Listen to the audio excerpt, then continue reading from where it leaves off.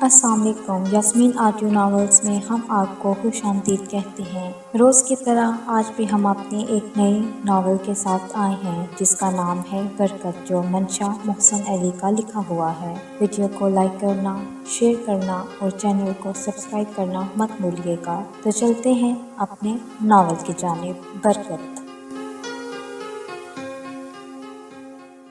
سانچے کیسے ٹوٹتے ہیں انسانوں کے نظریات کے، سوچ کے۔ کوئی ضرب ہلکی سی چوٹ سے، مگر یہاں تو کسی نے بلڈوزر چلا کر سب ہی کچھ تہس نہس اور تہوبالا کر کے رکھ دیا تھا۔ سکندر کی نانی کی بتیسی تو مل کر نہ دی، ڈھونڈ کر تھک ہاری تھی۔ اینک بھی اپنے ٹھکانے سے غائب تھی۔ یہ تو چیزیں تھیں، گم جائیں تو مل جاتی ہیں، کبھی دیر سے تو کبھی سویر سے۔ مسئلہ تو انسان کا ہے نا، کہ انسان کا سانچہ تڑہ نہ جائے۔ دڑام اور سب ختم، جیسے سکندر نانی کا سانحہ آج تڑہ گیا تھا۔ شکورن نے انہیں کہیں کا نہ چھوڑا تھا۔ دوپہر کے بادل آسمان پر ٹہل کر شام کے آس پاس برسے تھے۔ دال کو تڑکا لگنے کی مہک، بیسن کے حلوے کی اشتہا انگیز خوشبو، بچوں کی ہاہاکار، وہی شکورن آدم کی تھی۔ بیچارے کئی سالوں سے بے وقت کی راگنی سن کر تھک گئی تھی۔ کب تک سنی جائے، برداشت کی جائے۔ شکورن منحوس کر ہے، برکت اٹھتی جا رہی ہے یہاں سے۔ شکورن لشکتے پشکتے کر، پوتوں پھولوں سے آراستہ اس گھر کو ہوکے بھر کر دیکھتی تھی۔ ایسے ہی انٹھن ہوتی ہے بڑھیا کو تو بھرے بھرے گھر میں سکون سے بڑھاپے کاٹے۔ کاہے برکت کا پہاڑا پڑتے ہوئے دوسروں کو عذاب میں ڈالتی ہے۔ اناج ختم نہیں ہوتا، پکی لینٹر والی چھتیں ہیں، چھت کا زوربار ہے مگر نہیں، سب بھرے پیٹ کے چونچلے ہیں، ہماری طرح ہر ایک کے سامنے کاسا پکڑیں، یہ بنگلوں والے تو مت آ جائیں مگر نہیں۔ آج تبھی شکورن کے ضبط کا پیانہ لبریز ہوا تھا اور اس نے کھری کھری داغی تھی۔ لفظوں کے نشانے شکورن کے کبھی بھی عطا نہیں ہوتے تھے، اب کی باری بھی نہیں ہوئے تھے۔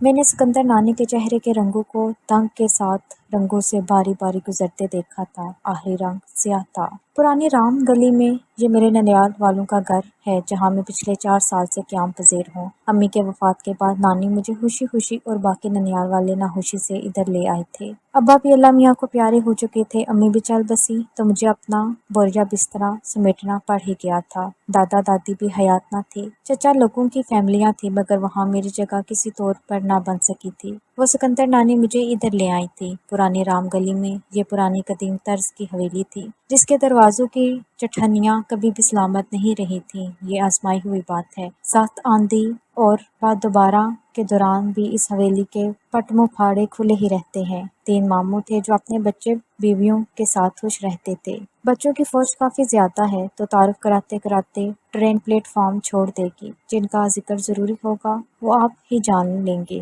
اوپر تلے بنے ان 3 پورشنز میں نانی ہر گھر میں کچھ محسوس دنوں تک رہتی تھی اور پھر اگلے بیٹے کے گھر سدھارتی۔ کبھی کہیں کچھ اچھا مزیدار کھانا پک گیا تو ان کا حصہ ان تک پہنچ جاتا تھا۔ 3 پورشن تھے اور تینوں ہی کھلے کھلے ہوادار۔ مشرقی جانب کی ٹھنڈی ہوائیں خوب گزرتی تھیں۔ برآمدوں میں تخت پڑے رہتے جہاں کبھی کبھار کوئی محفل لگ جاتی تھی۔ زیادہ تر یہ تخت بچوں کی لڑائی میں پنچایت بٹھانے کے کام آتے تھے۔ آپا تہاپی کی فضا کئی دن برقرار تھی۔ تینوں پورشنوں میں ان دونوں میں برتن زور زور سے پٹھے جاتے مگر ہا قسم نہیں ہوتا۔ بچے لڑ جھگڑ کر اگلے سے جگری یار ہو جاتے تھے مگر ماؤں کی دشمنیاں اگلی عید تک جاتی رہتی۔ سکندر نانی فی الحال اپنے حصے کی زمین اپنے کسی بیٹے کے نام منتقل کرنے کے لیے راضی نہیں تھی۔ شکورن نے یہی بات کچھ دنوں پہلے کہی تھی تو بڑک اٹھی تھی۔ اڑی نگوڑی گھاس چٹنی، تجھے کیا پتا آج کل کی ناحلف اور ناقدری اولاد کا۔ ماؤں کو چوٹیوں سے پکڑ کر نیلم بلاک کے نالے میں پھینک آتے ہیں۔ یہ جو پیٹھے کے حلوے اور ستو کے شربت کٹاکٹ پی رہی ہوں تو اس کی وجہ یہی ہے کہ سب میرے نام ہے۔ جس دن یہ پونجی لٹا بیٹھی سمجھو سب گیا۔ شوربے کو بھی ترسوں گی، میرے بوڑھے وجود کو کسی مرغی کا شوربہ بڑا ضروری ہے۔ شکورن نے تھل تھل کرتے ان کے صحت مند وجود کو نظروں سے تولا اور دوپٹے میں منہ دے کر ہنس دی تھی۔ اجمل میاں کا کاروبار ٹھپ ہو گیا۔ بیچارے نے اتنے برے دن دیکھے، آپ سے اتنا نہ ہوا کہ دکانوں کے کرائے کی رقم میں سے کچھ ان کے ہاتھ پہ رکھ دیتی۔ بڑی آئی تو حاتم تائی کی نند، اس کو دیتی تو باقی 2 بھی آ جاتے، میرے مرنے کے بعد تو سب کچھ انہیں کا ہوگا۔ شکورن نے انگلی چاٹتے ہوئے نانی کو ٹوکا، تو کب مرنے کا ارادے ہیں؟ نانی تو جیسے غضبناک ہو کر انگارہ ہو گئیں۔ اے دفان ہو جا ابھی کے ابھی، میں کیوں مروں، مرے میرے دشمن۔ ابھی میری عمر ہی کیا ہے جو کل 2 دن سے مجھے چکر آ رہے ہیں نا، تیری نظر لگی ہوگی مجھے۔ وہ پچھلے دنوں سے چکر، سر گھومنے اور گشی کے دورے پڑنے کی شکایت کر رہے تھے، بقول ان کی ہر بیماری کی وجہ بیچاری شکورن ہی ہوتی تھی۔ مجھے تو جیسے خبر نہیں، گاؤں سے آیا دیسی گھی جو کھا رہی ہیں حلوے میں ڈال ڈال کر، تو ایسا ہی ہوگا نا۔ عمر ہے آپ کی ایسی چیزیں کھانے کی، توبہ۔ جب تک وہ لاٹھی گھماتی شکورن رفو چکر ہو گئی تھی۔ میں ایک بار پھر شاندار طریقے سے میٹرک کے امتحان میں فیل ہو کر نانی کے گھٹنے سے لگی زاروں قطار رو رہی تھی۔ سارا گھر اکٹھا تھا، نانی بار بار مامیوں پر برس رہی تھی۔ ہائے ظالمو، اپنے بچوں کو تو پڑھاتی رہی ہو مگر میری اکلوتی یتیم نواسی کی طرف ذرا دھیان نہیں دیا۔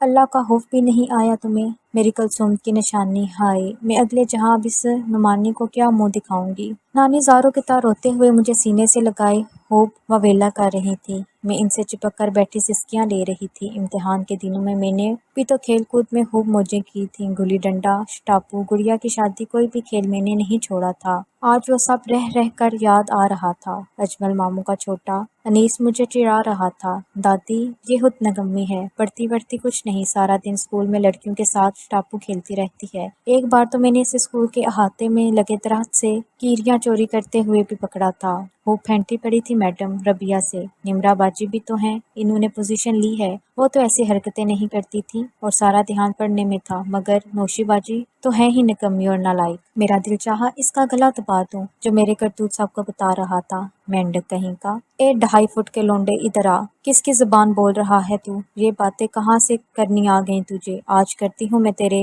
باوا سے بات۔ حالات میں عجیب سنگینی سی آ گئی تھی۔ چھپ چھپ کر پلر سے جھانکتی نمرا کی میٹرک میں پوزیشن کی خوشی تھی، جیسے ماند پڑ گئی تھی، اس کی آنکھوں میں نمی سی آ گئی تھی۔ دادی ہر بار ایسے کیوں کرتی ہیں؟ ان سے اس کی خوشی برداشت کیوں نہیں ہوتی؟ شام کو پھر عدالت لگی جہاں ماموں لوگوں نے اپنے پاس بٹھایا اور خوب لیکچر دیا کہ ناکامی ہی کامیابی کے رستے کھولتی ہے۔ میں آئس کریم کھاتے ہوئے ان کے سامنے مؤدب بنی بیٹھی تھی۔ ایک بار پھر سے ان سب کا دھیان نمرا کی خوشی سے ہٹ گیا تھا۔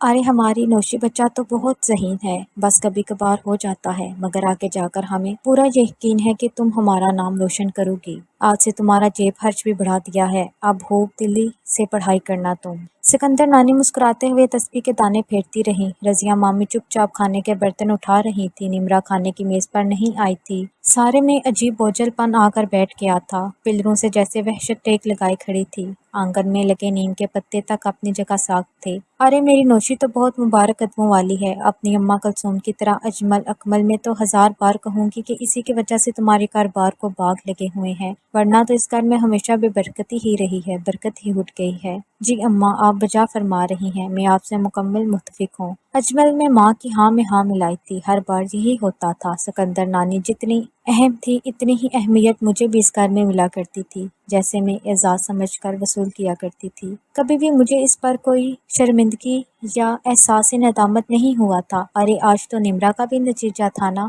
اجمل ماموں کو اچانک یاد آیا تھا، زندگی اور کاروباری باغ دوڑ میں انہوں نے مجھے اور نانی کو کبھی فراموش نہیں کیا تھا، مگر انہیں اپنی اولاد بھول جاتی تھی۔ وہ پاس ہو گئی ہے، تم فکر مت کرو، نانی نے انہیں مطمئن کر دیا تھا۔ کچن میں کھیر کا پیالہ تھامے ماں کو ڈبڈبائی آنکھوں سے دیکھتی نمرا کے دل میں کچھ ٹوٹ گیا تھا۔ مٹھائی کا ڈبہ سلیب پر ویسے کا ویسا کھلا پڑا تھا، جس کی طرف مکوڑوں نے کتاریں باندھ لی تھی۔ زندگی یوں ہی گزر رہی تھی، چھوٹے اور کچھ بڑے مسئلوں کے ساتھ، جو اچانک ہی ہماری زندگیوں کا حصہ بن جاتے ہیں۔ رام گلی کی اس حویلی سے کبھی مسئلے ختم نہیں ہوتے تھے، مسئلوں کے بارے میں جیسے وہ خود کفیل ہی تھے۔ نمرا کو پڑھائی کے ساتھ ساتھ مامی نے کچن اور امور خانہ داری کی تربیت بھی دینا شروع کر دی تھی۔ وہ کچھ بدیسی کھانوں کے ساتھ ساتھ دیسی کھانے بنانے میں بھی طاق ہو گئی تھی۔ کھانے کی میز پر ہر بار کوئی نہ کوئی چیز نمرا کے ہاتھوں کی بنی ہوئی ہوتی تھی، جس کی سب تعریف کرتے تھے۔ جانے کیوں کبھی بھی یہ بات اچھی نہ لگتی؟ ہوتا ہے نا کہ کبھی کبھار آپ کا دل خیر کا ساتھ چھوڑ کر شر کی راہ دیکھ چل رہا ہوتا ہے۔ مجھے لگا تھا میرے دل نے بھی شر کی راہ دیکھ لی ہے، جسے پلٹنا مشکل ہے۔ مامی بلقیس نے نانی سے ایک بار میرے بارے میں کہا تھا، اماں نوشی کو بھی کچن کے کام میں ہاتھ بٹھانا چاہیے، لڑکیاں بالیاں تو گھرداری میں ہی سوہنی لگتی ہیں۔ اگلے گھر جا کر آسانی ہو جاتی ہے۔ اب رضیہ کی نمرا کو دیکھیں کتنا اچھا کھانا بناتی ہے، چپاتی تو ایسی گول اور خوبصورت ہوتی ہے کہ اسے دیکھ کر ہی بھوک لگ جاتی ہے۔ مامیوں سے ساری زندگی اختلاف رکھنے کے باوجود جانے کیوں اور کیسے سکندر نانی کے دماغ کے کسی کونے میں ان کی یہ بات بیٹھ گئی تھی اور انہوں نے مجھے پاس بٹھا لیا تھا۔ دیکھ میری بچی، تیری ماں کا سایہ نہیں ہے سر پر اور نہ ہی باپ سلامت ہے۔ جب تک میں ہوں تو اس گھر کی چھت تیرے لیے راحت اور سلامت ہے، مگر جس دن مجھے اوپر والے نے بلا لیا تو پھر تیری دیکھ ریکھ ان لوگوں نے ہی کرنی ہے، تجھے اگلے گھر کا بھی کرنا ہے۔ تو میں چاہتی ہوں تو بھی نمرا کی طرح چپاتی بنانا اور ہانڈی بنانا سیکھ لے تاکہ اگلے گھر جا کے تجھے کوئی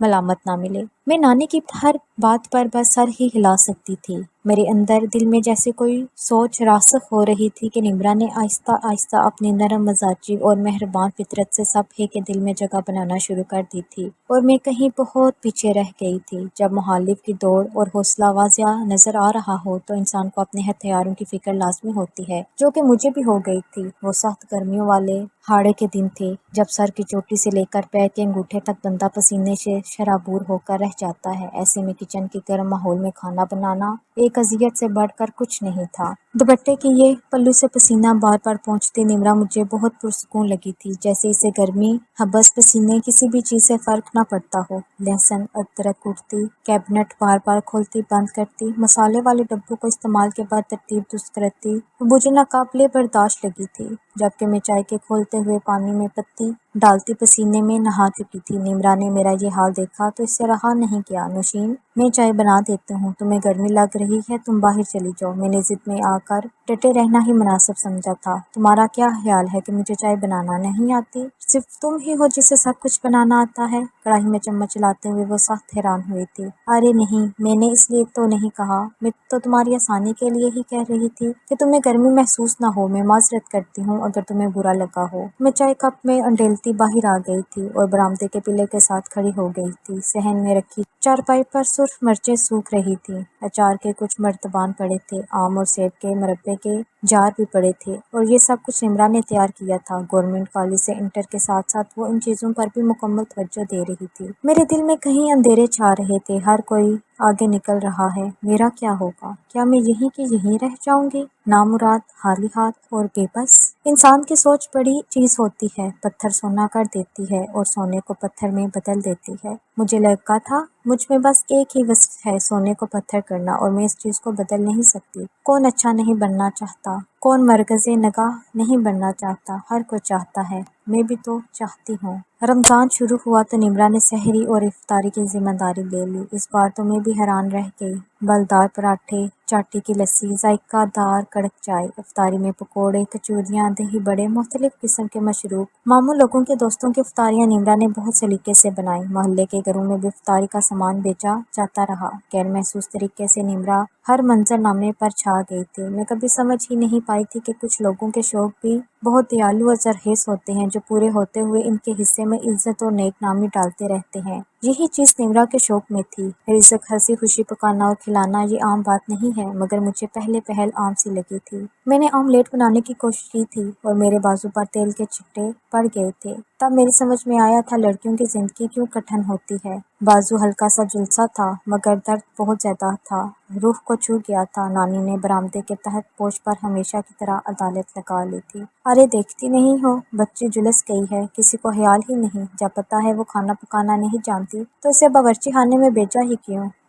کلاں کو اگلے جہاں کلثوم نے میرا گریبان پکڑ لیا تو نانی کو اگلے جہاں میں اپنے اعمال سے کہیں زیادہ بیٹی کے سامنے کا خوف تھا۔ یہ انسان بھی نہ جانے کیسے کیسے خوف پالتا رہتا ہے، بے مقصد اور بیکار۔ بلکہ اس مامی کو نانن کی بات پر غصہ آ گیا تھا۔ بس بھی کر دو اماں، ذرا سا تیل کا چھینٹا ہی تو ہے۔ پچھلے دنوں نمرا پر پوری فرائی پین ہی الٹ گیا تھا، تب تو آپ کو ذرا خیال نہ آیا۔ اور نشین کو میں نے برنال لگا دی ہے، کچھ ہی دیر میں کرنٹ آ جائے گا۔ لڑکیاں ہیں، آج یہ چھوٹی سی تکلیف نہیں جھیلیں گی تو کل کلاں بڑے پورے گھر کیسے سنبھال پائیں گی؟ میں چپکی بیٹھی رہی تھی، مرچوں کی دہنی چڑھ گئی تھی۔ تمہاری زبان خوب چلنے لگی ہے بلقیس، پرائی امانت ہے، میں خیال نہ رکھوں تو تم لوگ لاوارث ہی چھوڑ دو۔ मुड़े पर बैठी बल्किस मामी फलियां साफ करते हुए सख्त कबीता हातर हुई थी। अम्मा, इंसाफ की बात किया करें, आगे हमने भी अल्लाह को मुंह दिखाना है। पूछ लें नवासी से, आज तक अपने बच्चों से बढ़कर इसे अच्छा खिलाया पिलाया है, पहनाया है, अपनी ज़रूरतें मार कर इसकी ज़रूरतें पूरी की हैं, आज तक कोई फरमाइश रद्द नहीं की। अगर आप यही कुछ करती रही तो बच्ची का अपना दिल भी हमारी तरफ से बुरा होगा। इस दोपहर शिकुरन भी याद धमकी थी। घमसान का रन पड़ा था। नानी तस्बीह के दाने घुमाते हुए मुसलसल बोलती रही। मामियों की फौज ने भी जी भर कर मुकाबला किया था। बहुत देर बाद जाकर कहीं कुछ ठंडा पड़ा था। सिकंदर नानी ने हुक्के भर भर कर शिकुरन को अपनी हुस्न-नौशत से आगाह किया था। शिकुरन मकई के बट्टे खाती मुसलसल अफसोस में सर हिलाती रही थी। बस शिकुरन, सब बेवफाई की बातें हैं। बार बार तुझे कहती हूँ, रिश्तों से बरकत उठती जा रही है, सब खत्म होता जा रहा है, छोटे बड़े किसी को कोई समझ तमीज ही नहीं है। दिन ऐसे ही गुजरते जा रहे थे। उमर रवां का सफर भी जारी और सारी था। मैंने अपनी तालीम छोड़ दी थी कि मर मर के मैट्रिक के बाद दिल ही ना लगता था। जिंदगी बरामदों में मोहल्ले वालियों की महफिलों में गुजरती जा रही थी।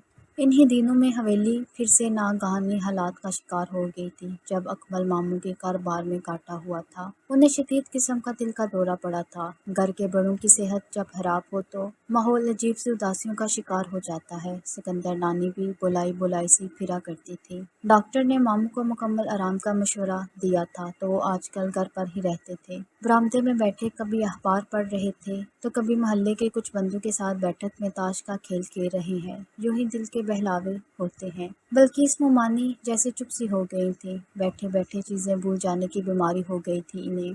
इन दिनों नानी का रवैया बहुत अजीब था, जैसे इन्हें किसी बात से फर्क ना पड़ता हो, जैसे वो खुद को किसी मजबूत इमारत में ढाल चुकी हों जो अपनी बुनियादों पर खड़ी रहती है। नौशीन, मैं ना कहती थी कि इस घर से बरकत उठ गई है, अब देख लो। नानी, बरकत क्यों उठ जाती है? बस कभी कभार इंसान वजह बन जाते हैं। इनकी सोच, इनके कर्म, जाने किसकी सोच थी, जाने किसके कर्म थे। आधी रात को लुक छुप कर बादल घर घर आए और फिर पल भर में सारे में जल थल करके रख दिया। मैंने कहा था ना कि हवेली की चटहनियाँ सलामत नहीं है, ये गिर जाती हैं। ये गिर गई थी। नीम की कुछ शाखें तराहे मार मार कर टूटने लगी थी। गजब का खौफ पैदा हो गया था। सिकंदर नानी की सरगोशी इस रात के पहलू में किसी शोर की मानत फैल गई थी। ये जो औलाद होती है ना, ये बड़ी ड्रामेबाज होती है। मर्द को औरत अदाकार बना देती है। जैसे तेरे मामू को तेरी मामू नटकर वाले हाजी साहब को भी इनकी औलाद ने अदाकारी का निशाना बनाया। बहानेबाजियां करके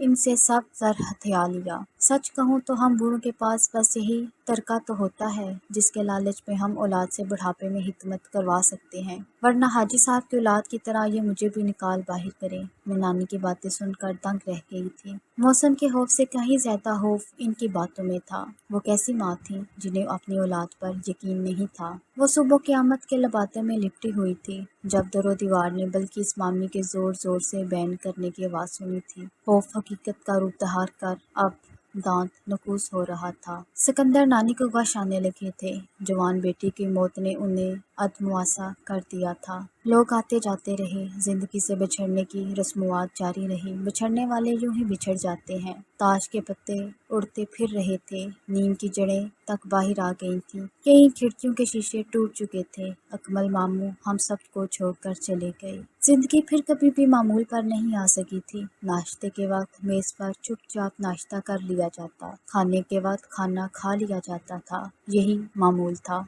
बस एक दिन जरा मामूल के खिलाफ उभरा था कि जब नानी ने वकील को बुलाकर सबके हिस्से सबको बांट दिए थे और खुद नानी अपने कमरे में कुछ वक्त के लिए रूपोश हो गई थी। 5 वक्त की नमाज की वो पाबंद थी, मगर सोच के उलटफेर ने इनसे इबादतों के भरम भी जैसे छीन लिए थे। हर कोई अपनी अपनी जंग लड़ रहा था। निमरा की एमए की क्लासें शुरू हुई थी तो मैंने बावर्ची खाना संभाल लिया था। सारे काम रजिया मामी करती थी, मैं तो बस इधर उधर के कुछ काम कर लेती थी। फिर एक दिन मेरे बाजू पर भी फ्राई पैन उलट गया था। मुझे अपने अंदर निमरा की तकलीफ जिंदा होती होती महसूस हुई थी। मैं किचन की स्लेब से लगी नॉर्मल बरनाल लगाते हुए अकेली रोती रही थी। जिंदगी ने कुछ समझाना हो तो वो इतना वक्त क्यों लेती है, जमाने क्यों लग जाते हैं जैसे मुझे लग गए थे। नानी ने कुछ दिन के लिए डेरा कमरे में ही लगा लिया था। रजिया ने मुझे लौकी का सालन बेचा है, कहीं आज कोरमा तो नहीं पका था। ये निमरा बड़े कॉलेज जाती है ना, जरा इसकी सहेलियों पर नजर रखा करो, कहीं ऐसी वैसी तो नहीं है। निमरा खुद भी अपनी माँ जैसी है।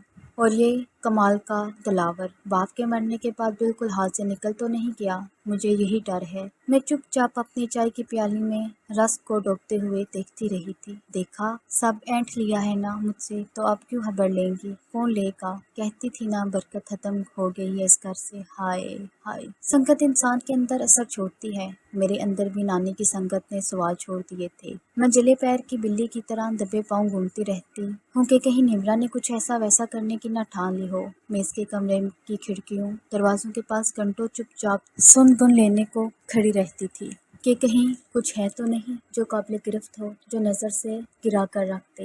दिलावर की टोह में मैंने रातों को देर से सोना शुरू कर दिया था। मेरी उम्र के लड़के इतनी देर तक बाहर क्या करते फिरते हैं। रजिया मामी मेरे बावर्ची खाने से निकल जाने के बाद फ्रोजन चीजें तो तल तल कर नहीं खाती। क्या खबर हम दोनों को लौकी और दालों पर जिंदा रखा हो और खुद वो कुछ अच्छा और लजीज खाती हूँ, जैसे गाजर का हलवा और कोफ्ते। 2 हफ्तों बाद मैंने सिकंदर नानी के सवालों का जवाब इन्हें पहुंचा दिया था। निमरा का कमरा अक्सर बंद रहता है। दिलावर कभी आधी रात को दीवार फांद कर कर आता है और एक रात छोटे सिलेंडर पर रजिया ममानी नगर्स फ्राई कर रही थी। सिकंदर नानी का चेहरा जैसे लट्ठे की मानत सफेद होता चला गया था। वो हवेली इनके रूप से चलती थी। वो हंसे वाली औरत थी, अपने राजत दहानी को आसानी से छोड़ने वाली नहीं थी। अरसे बाद हवेली के बरामदे में रखे तख्त पर बैठकर उन्होंने सीना को भी करते हुए सारों को कोसा था। आय हाय, लानत पड़े, फटकार बरसे, मेरी गैर मौजूदगी में क्या क्या होता रहा है। सारी जायदाद देकर अब मैं फारिग और नकारा हो गई हूँ। बहुएं सर झुकाए हमेशा की तरह खड़ी रही। निमरा उंगलियां मड़ोड़ रही थी। दिलावर पिलर से टेक लगाए खड़ा था। रजिया मुमानी चावल चुन रही थी। ये निमरा कमरा बंद के क्या करती रहती है। ये जुमला आग में झुलसता हुआ था जिसने निमरा को जला कर रख दिया था। तकलीफ पैर के अंगूठे से होती हुई सर तक पहुंच गई थी। दादी, इतना तो एतबार किया होता मुझ पर, मैं बाहर के मुल्क में बच्चों को ऑनलाइन पढ़ाती हूँ, इसलिए कमरा बंद रखती हूँ। मुंह पर हाथ रखती वो पलट गई थी। दूसरा मुलजम दिलावर था जो दांत मंजने खड़ा था। दादी, आपका तर्का किसी को नहीं चाहिए, आप अपने पास रखें। जब मेरे अब्बू की जिंदगी में काम नहीं आया तो अब भी कोई जरूरत नहीं है इसकी, मैंने मजदूरी शुरू कर दी है। दिलावर कमाल जिसकी मिसें अभी बैग रही थी, इसके नाजुक हाथ किसी मजदूर के हाथों जैसे थे। बल्कि अलगनी से कपड़े उतारते हुए फूट फूट कर रो रही थी। सिकंदर नानी के दिल पर बोझ पड़ गया था। खांसी ने अधमुआ कर दिया था। रजिया मुमानी बाग कर गलकोस ले आई थी तो रातों को चोरी चोरी नगर्स बनाकर खाती है ना रज्जो। रजिया ने सर उठाकर आसमान की तरफ देखा था। ए ऊपर वाले, ये तूने हमारे बुजुर्गों को बच्चों जैसा क्यों बना दिया है। नहीं अम्मा, मैं नगर्स नहीं बनाती, जो बनाती हूँ आपका हिस्सा जरूर बेचती हूँ आपको। हवेली के बरामदे में ऊपरी ऊपरी सी हवाएं चलती रही। सब घर वालों ने मुझे अजीब नजरों से देखा था, जैसे अम्मा तो बूढ़ी हैं, क्या क्या सोच लेती हैं। मगर नौशीन, तुम तो जिंदगी के डंग कभी भी सहल और सीधे नहीं हो सकते, आजमाई हुई सी बात लगती है। इंसान है, फितरतें भी तो अलग अलग रखते हैं। हर किसी के अपने बैत, अपने ज़ाब्ते। शाम की चादर तले थके मांदे जिस्मों के साथ वो दोनों देवरानियां सीढ़ियों पर आन बैठी थी। सिकंदर सास जैसी औरत मैंने कभी नहीं देखी। अल्लाह ने भी तो कैसे कैसे इंसान बना रखे हैं, क्या करें। कभी कभी मुझे लगता है राम गली की ये पुरानी गली है, मेरी और तुम्हारी आजमाइश है, जिसकी चक्की में हमें हूप हूप पीसा जा रहा है। मुझे तो समझ सल पट्टे पर पीस कर रख दिया है। तुमने ये हूप कही, दिल उदास हो रहा है क्या। रजिया ने बल्कि उसके दिल को जांचने की कोशिश की थी। एक लंबी सी थकन आमेज सांस खारिज हुई थी इनके मुंह से। वह दूर हलाओं में देख रही थी। अब तो लगता है दिल है भी या नहीं, कभी तो यकीन तक नहीं आता रज्जो के हम जिए जा रहे हैं। शादी के शुरू दिन से ही इस हवेली में मेरा दम घुट गया था। कभी तुमने दमा के मरीज देखे हैं, वो बेबसी के आला तस्वीर होते हैं, मैं भी वही बेबसी महसूस करती हूँ। शोहर मिला तो आधा अधूरा। सिकंदर सास ने अकमल को औलाद नहीं खटपुतली बनाकर रखा था। हवेली स्टेज थी जहाँ तमाशे होते थे। जाने मैं क्या थी, डोर या फिर तमाशाई, मगर तमाशे तो मेरे भी बनते थे। मेरे खानदान میں میرے پکائے ہوئے کھانوں کی دھوم ہوتی تھی، صحیح میں انگلیاں چاٹ لی جاتی تھی، مگر یہاں حویلی میں تو کہتے ہیں میں نمک مرچ کا تناسب نہیں جانتی، دم پختہ اور شعلہ مجھے نہیں پکانا آتا۔ اس سوچ پر ہنستی ہوں کہ کاش پچھلی ساری زندگی باورچی خانے میں چھک نہ ماری ہوتی اور سب کچھ یہاں آ کر سکندر ساس کی نگرانی میں سیکھ لیتی۔ میرے آملیٹ سے ہمیشہ باس آتی ہے، چائے میری کچی ہوتی ہے، قورمے کا رنگ میں کالا کر دیتی ہوں، چاول مجھ سے کھڑے کھڑے نہیں بنتے، کانچ کے برتن اٹھانے کی مجھے اجازت نہیں تھی کہ میرے ہاتھوں میں بڑے سوراخ تھے، کانچ گر سکتا ہے، ٹوٹ سکتا ہے، سوراخ تو اس حویلی کے مکینوں میں ہے جو انسان کو گرا دیتے ہیں کہ اٹھنا مشکل ہو جاتا ہے۔ ایسے ہی دنیا آسکر حاصل کر لیتی ہے، یہ ایوارڈ تو ہم بہو بیٹیوں کو سجتا ہے جو کانچ توڑتی ہیں، تناسب میں اناڑی ہیں، چاول جوڑ دیتی ہیں۔ شام کے پہلو میں کھڑی اداسی نے حویلی کے گرد حاشیے سے کھینچ دیے تھے، بلکہ اسمامی پھوٹ پھوٹ کر رو رہی تھی۔ دل تھا کہ سارے غبار سے آزادی چاہ رہا تھا، روح الگ وزن میں تھی۔ ہائے باپی چپ کر جائے، جہاں اتنی عمر گزار لی وہاں اب بھی چپ کر جاتے۔ برآمدے کے پلروں کے سامنے جانے کب کے ختم ہو چکے تھے، ہوا میں حبس بڑھنا شروع ہو چکا تھا۔ کیسے کر جاؤں، آج کل کی اولاد چپ نہیں رہتی، صبر نہیں رکھتی، دلاور دادی کے آگے زبان چلانے سے باز نہ آئے گا۔ انہوں نے رضیہ مامی نے کندھے پر ہاتھ رکھ کے انہیں اپنی طرف سے مطمئن کرنے کی ہر ممکن کوشش کی تھی۔ بھابی سمجھ جائے گا، ابھی بچہ ہے۔ رضیہ تم نہیں سمجھو گی، زبان کی مار بڑی بری چیز ہوتی ہے، میں نہیں چاہتی سکندر اماں کو اس بڑھاپے میں اپنی اولاد کی اولاد سے کچھ سننا پڑ جائے۔ حبس کا دور دھیرے دھیرے ٹوٹ رہا تھا، ہوا نیم کے پتوں سے راستے نکالتی گزرنے لگی تھی۔ اماں کہتی ہیں گھر میں برکت نہیں ہے، 24 گھنٹے یہی بات، برکت کیا ہوتی ہے، سکون کیا ہوتا ہے، کہاں ہوتا ہے؟ رزق میں برکت نہیں، رشتوں میں برکت نہیں، عبادتوں میں برکت نہیں تو کہاں ہے، تو کیوں ہے؟ دونوں دیورانیوں کا کتارس یوں ہی انہی 5 قدموں والی سیڑھیوں پر ہی ہوتا تھا۔ دل کے بوجھ کو سیڑھیاں برداشت کر لیتی تھیں، اب بکھر گئی تھی، مگر ایک شخصیت پر جو بوجھ سارے کا سارا پڑ گیا تھا وہ میں تھی، جو پلر کے ساتھ ٹیک لگائے گمسم سی آسمان پر آندھی کے آثار دیکھ رہی تھی۔ یہ ہواؤں والی آندھی نہ تھی، یہ کچھ اور تھی، ناگہانی سکندر نانی کے وجود پر باری۔ شکورن کو جب زبان لگ جائے تو وہ بہت دھڑدلی اور عجیب ہو جاتی تھی، توپ کی طرح گولے داغتی۔ ایسے لوگ آئینے لے کر گھومتے ہیں، آنکھ کے سامنے رکھ دیتے ہیں، بس ایک بار ان کا پھٹ پڑنا ضروری ہوتا ہے، جیسے شکورن کا پھٹ پڑنا آخرکار ضروری ہی ہو گیا تھا۔ وہ یہ نہیں دیکھ رہی تھی کہ سکندر نانی کا چہرہ سیاہ رنگ میں ڈھل چکا تھا، وہ حق تک گمسم ہیں، زبان کھو بیٹھی ہیں، حالت کاٹو تو بدن میں لہو تک نہیں، دل ہے کہ پریشر کوکر کی سیٹی کی طرح بج رہا ہے اور مسلسل بجتا ہی جا رہا ہے۔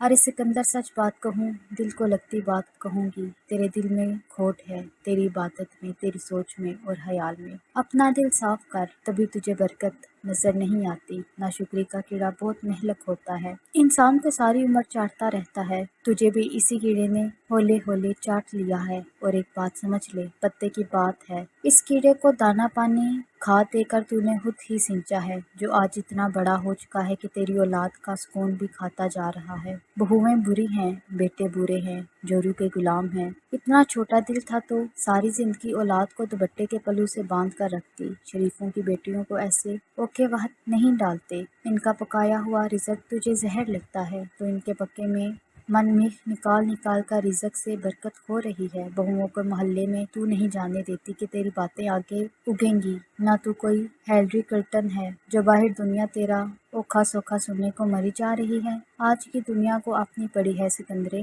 تو کہتی ہے کہ تجھ سے جائیداد لے کر تجھے گھر سے باہر کریں گے۔ ہائے نہ مانی اولاد پر تو اعتبار کرتی، اور تیرے نام کون سے مربے ہیں کہ وہ تخت پر چڑھ جائیں گے۔ سوچ کا پھیر ہے، دل کی ٹوہ لگی ہے تیرے، ٹوہ بہت بڑا گناہ ہے، انسان کے رشتوں سے برکت ختم کر دیتی ہے۔ گناہ خود پلے میں بھر کر دنیا میں دیکھتی ہے، ایسا نہیں ہوتا، پہلے اپنا انداز دیکھ، ساری سمجھ آ جائے گی۔ باقی میں کمی کمین بندی ہوئی کسی کو کیا کہہ سکتی ہوں، ہیرات بھی نہ ملی تو در بہتری۔ اتنے لکھ لے، اس گھر میں برکت صرف تیری سوچ کی وجہ سے نہیں ہے۔ وہ دن قیامت کے جیسا تھا جس نے سکندر نانی کے مرض کی تشخیص کر کے انہیں ایک اور نئے مرض میں عذاب میں مبتلا کر دیا تھا۔ ٹھنڈے پسینے پھوٹ پڑے، ساری رات کھڑکی میں کھڑی رہیں، جیسے کچھ تول رہی ہوں، وزن کر رہی ہوں۔ بعد میں پتہ چلا وہ اتنی ہلکی ہیں کہ معیار پر پوری اتریں گی ہی نہیں۔ وہ مجھے جھنجھوڑ کر نیند میں پوچھتی رہیں، انوشو بیٹی، برکت دل کے اندر ہوتی ہے، دل میں ہے تو ہر شے میں ہے، ورنہ سارا جہان دھرتی کھنگار ڈالو، ہاتھ کچھ بھی نہیں آتا۔ وہ رات چکن کے پھول دار دوپٹے میں سسکیاں لے کر آنسو پونچھتے اور تڑپنے کی رات تھی۔ پرانی رام گلی کی وہ حویلی اپنی حقیقت میں مکمل آج بھی وہیں کی وہیں ہے۔ یہی ہوتا آیا ہے، حویلیاں دیواریں جگہ وہیں کی وہیں کھڑی رہتی ہیں، بس انسان کھسک جاتے ہیں ایک جہاں سے اور جہان۔ کھانوں کا تناسب ٹھیک ہو گیا ہے، نمک مرچ برابر ڈالتا ہے، بس کبھی کبھار جان بوجھ کر کسی کی یاد میں نمک کم کر دیا جاتا ہے۔ کانچ کے برتن اکثر ٹوٹ جاتے ہیں، رشتوں میں مضبوطی آ گئی ہے۔ باورچی خانے کا راشن بھی جلدی ختم ہونے میں نہیں آتا۔ شکورن کو ملنے والی خیرات اس گھر سے کبھی بھی ختم نہ ہوئی تھی، جو آج تک جاری ہے۔ برکت پڑ گئی ہے، مگر برکت کے آنے تک سکندر نانی کھسک گئی ہیں۔ انسان جو تھی، حویلی ہوتی یا حویلی کی کوئی دیوار، تو ابھی تک یہیں استادہ ہوتی۔ نیم کے پیڑ کے آس پاس بہت چپ ہو گئی تھی، جیسے کچھ کھو دیا ہو، آنکھیں کچھ ڈھونڈنے والی جیسی ہو گئی تھی۔ سب پوچھتے پھر رہے تھے، اماں کیا ڈھونڈتی ہیں؟ اینک ڈھونڈتی ہوں۔ اینک تو آپ نے پہن رکھی ہے۔ اوہ اچھا۔ منٹ بعد باورچی خانے کا چکر لگانے والی نے باورچی خانے میں قدم تک نہ رکھا، جو ملا جو پکا چپ کر کے کھا لیا۔ مجھے ٹوک دیتی، کھانے کے بعد شکر پڑھا کر میں سر ہلا دیتی تھی، کبھی کبھی نمرا کو بلا کر باتیں کرتی تھی، ایسے ہی بے معنی، یوں ہی سی۔ کچھ نئے اسکارف لے لیتی، یہ سردی کا موسم ہے، اون والا کوئی۔ کبھی کچھ باہر سے کھا لیا کرو، گھر کے کھانے کے علاوہ بھی تو باہر کی چٹپٹی چیز پر لپک جاتا ہے۔ بلکہ اس بچوں کو جاپان والے چینی کے ڈنر سیٹ میں چاول نکال دے۔ برتن کی عمر پوری ہو جائے تو ٹوٹ جاتے ہیں، انسان کی عمر پوری ہو جائے تو مر جاتے ہیں۔ جیسے سب کے دلوں میں عجیب اپنائیت اور شفقت کا احساس جگا کر وہ برکت کا پہاڑ پڑنے والی سکندر نانی مر گئی تھی۔ رام گلی میں ماتم چھا گیا تھا، شکونن بین کر کر کے روئی تھی، ہائے سکندر، مجھ نہ مانی کی بات تو دل پر نہیں لے بیٹھی تم۔ دونوں دیورانیوں کا سیڑھیوں پر بیٹھ کر رونا شروع ہو گیا تھا۔ جیسے ملک کے حاکم بغیر بے یارو مددگار ہو جاتے ہیں، ویسے ہی حویلی سکندر نانی کی وفات کے بعد ہو گئی تھی۔ میں نے سب دیکھا تھا، اب سمجھ آ رہا تھا زندگی، رشتے ناطے کیا ہوتے ہیں، کیوں ہوتے ہیں، ضروری ہیں یا اشد ضروری۔ میں نے مصروف رہنے کے لیے سلائی سینٹر میں داخلہ لے لیا تھا۔ میرا ہاتھ صاف تھا اور ذہن اس معاملے میں زرخیز۔ جلد میں نے داغوں کی زبان سیکھ لی تھی، جیسے یہ ہنر میں شروع سے ہی جانتی تھی، مگر سب میں نے انہی دنوں میں سیکھا تھا، وہ بھی نمرا کے مشورے پر۔ مجھے اپنے آپ پر بھروسہ نہیں تھا، جیسے میں کوئی ایسے ہی دوں بے وقت، مگر انسان اپنی قیمت کہاں لگا سکتا ہے؟ یہ دام گرا دے گا یا اتنے اٹھا دے گا کہ خرید سے باہر۔ میں برآمدے میں تحت پر سلائی مشین پر سر دیے دھاگے نلکیاں بکھرائے بیٹھی ہوئی تھی۔ دلاور کبھی کبھی الجھ جاتا تھا، تم لڑکیاں قسم سے عجیب ہوتی ہیں۔ عجیب کیا ہوتا ہے؟ نہ سمجھ، تم ہو نا عقل مند، بس ہمیں کافی ہو۔ میں دھاگے کو تن توڑنے ہوئے مسکراتی تھی۔ رام گلی کے سارے کپڑے سلائی ہونے میرے پاس آنے لگے تھے اور میں مصروف ہو گئی تھی۔ نانی کے جانے کے بعد کافی عرصہ دل کو دھڑکا لگا رہا تھا کہ کہیں شاید اہمیت نہ ملے، پرائی چھت ہے، مگر شاید ہم خود بہت کچھ سوچ لیتے ہیں۔ یہ دنیا زندگی کاروبار ہی تو ہے، جہاں محنت اور محبت سے کمایا جاتا ہے، ورنہ کچھ نہیں بکے گا۔ اجمل ماموں صبح میرے ہاتھ سے بنے بلدار پراٹھے ناشتے میں کھا کر جاتے تھے۔ گرمیوں کا سوکھا ساگ اور تندور کی روٹی بھی میرے ذمہ ہوتی تھی۔ دلاور کے کپڑوں کو نیل میں لگاتی تھی، نمرا اور اس کے دوستوں کا ہر جوڑا میرے ہاتھوں سے سل کر جاتا تھا۔ یہی کچھ میں نے کمایا تھا، ایسے ہی ہاتھ نہیں آیا تھا، بہت محنت کی، ریاضت کی، تو پھر کہیں جا کر دلاور کو کلرک کی نوکری مل گئی تھی۔ شادی کی باتیں شروع ہو گئی تھی، حویلی میں ہلچل مچی تھی۔ دلاور نے کہہ دیا تھا میں نوشین سے شادی کروں گا۔ میں زندگی میں کبھی نہیں سوچ سکتی تھی مجھ سے کوئی ایسے بھی کہے گا، کیونکہ مجھ میں تو ایسا کچھ بھی نہیں تھا۔ دل اور آنکھیں ایک ساتھ بھر آئی تھیں۔ نمرا نے مجھے گول گول گھما دیا تھا۔ اچھا، تو اس لیے تخت سنبھال کر لوگ دھاگے سے سب کو قیدی بناتے تھے، اہم۔ میں پھوٹ پھوٹ کر رو دی تھی۔ ظرف کا ماپ نہیں ہوتا، حویلی والوں کا نہیں تھا۔ میں نے ماضی میں کئی غلطیاں کی تھیں، وہ سب بھول گئے تھے۔ اتنا آسان ہوتا ہے کیا بھولنا؟ तड़तड़ाती हुई बारिशों के सिलसिले शुरू हो गए थे। हर तरफ जल थल हो जाता था। राम गली की गलियों में पानी की नहरें चल पड़ती थीं। जहाँ सिर्फ बाहर नहीं अंदर भी बारिश थी। मैंने मामी बल्किस को पकड़ लिया था। मामी, ऐसे कैसे? आप जानती हैं मैं कैसी हूँ, खोर मगज हूँ। फिर नानी और मैंने मेरा लहजा रंत किया था। बारिशों में फिर से हवेली की चटहनियाँ खिल गई थी। फुहार अंदर आ गई थी। सब भूल जाओ नशीन, सब कुछ मैं दिलावर की माँ हूँ और अपने बेटे की पसंद में खुश भी हूँ। मैंने परखा है तुम्हें, तोल चुकी हूँ, मुतमईन हूँ। माजी में क्या हुआ तुम सब भूल जाओ। मैं घुटनों में सर दिए बैठी रही थी। शाम तक बारिश बरसती रही। नीम की कई टहनियाँ टूट कर गिर पड़ी। मैंने बादलों भरे आसमान को देखा, जहाँ दूर हाथ के इशारे के पास कहीं सिकंदर नानी आज भी मुझे देखती थी। नानी, देखें सब बदल गया है। आपके जाने के बाद भी आपकी कमी महसूस की जाती है, आपको याद रखा जाता है। जो मुरादों को पेठे के हलवे का दरूद आपको पहुंचता तो होगा, बरकत पड़ गई है। राम गली की इस हवेली में आप हमेशा बरकत के कम होने की परेशानी में मुब्तला हैं, मगर आज काश आप देखती, बरकत दिलों में भर गई है, बावर्ची खाने के रिज़्क में, रिश्तों में, दिलों में। मुझे लगा हम सब वक्त खोकर ही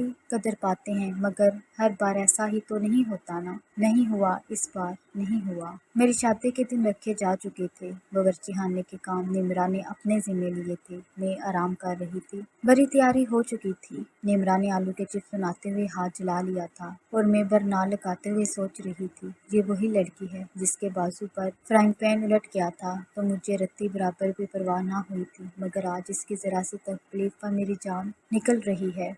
मैंने यही तो कमाया है, मेरी उम्र भर की कमाई, शायद यही रिश्ते हैं। शादी के बाद मैंने और दिलावर ने वो सीढ़ियाँ संभाल ली थी जहाँ किसी ज़माने में मुमानी रज़िया और मुमानी बल्किस बैठा करती थी। मैं अपने शोहर से हमेशा एक ही सवाल करती थी, आज भी पूछ बैठी। मुझे लगता था आप मुझे पसंद नहीं करते। फिर अचानक ये मोहब्बत। वो मेरी चूड़ियों से खेलते हुए मुस्कुराया। हाँ, तुम मुझे नहीं पसंद थी। तुम्हारी वजह से अम्मी, चच्ची और दादी की जंगें होती थी। मुझे इस तरह के माहौल से सख्त नफरत होती है। तुम भी इस माहौल की जिम्मेदार थी। फिर नानी के बाद मैंने तुम्हें अजीब हाल में देखा। तुम सबसे ज्यादा दादी से अटैच थी। उनके जाने के बाद तुम गायब तबाकी से बरामदों में चुपचाप फिरा करती थी। तुम्हें मतवज्जो करने को 3 बार सवाल दोहराना पड़ता था। अजीब खौफ होता था तुम्हारे चेहरे पर। वो उदासी, वो खौफ मेरे दिल को पिघला गया। और फिर क्या? फिर ये कि तुमने बरामदे के तख्त पर दागों में मुझे उलझाना शुरू कर दिया और एक दिन मुझ पर इंकशाफ हुआ कि धागे सुलझाते